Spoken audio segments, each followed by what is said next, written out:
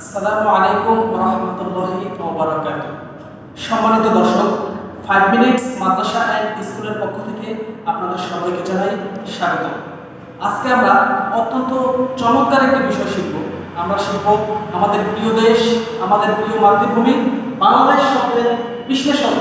তো আসুন শুরু করি। প্রিয় দর্শক, আমরা জানি বাংলাদেশ লিখতে 10টি লেটার বা অক্ষর রয়েছে। সেগুলো হলো BANGLADES এবং এইচ। এখন আমরা জানব প্রত্যেকটা শব্দের বিশ্লেষণ।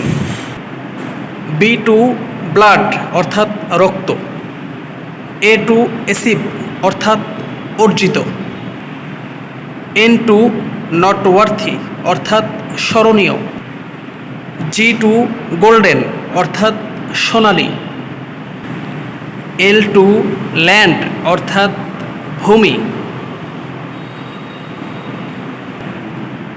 A টু অ্যাডমিরেবল অর্থাৎ প্রশংসিত, D টু ডেমোক্রেটিক অর্থাৎ গণতান্ত্রিক, E টু এভারগ্রিন অর্থাৎ চিরসবুজ, S টু স্যাক্রেড অর্থাৎ পবিত্র,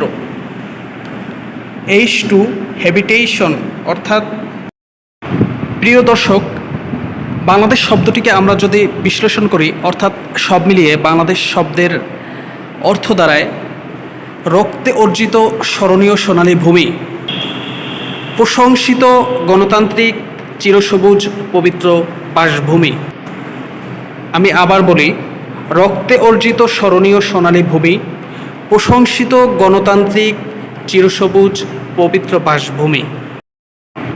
সম্মানিত দর্শক, অত্যন্ত গুরুত্বপূর্ণ এবং ইনফরমেটিভ এই ভিডিওটি ভালো লাগলে অবশ্যই শেয়ার করে দিবেন। লাইক, কমেন্ট এবং ফলো দিয়ে আমাদের পাশে থাকবেন। এরকম আরও অনেক ইনফরমেটিভ এবং গুরুত্বপূর্ণ ভিডিও পেতে ভিডিওটি শেয়ার করে অবশ্যই আপনার টাইমলাইনে রেখে দিন।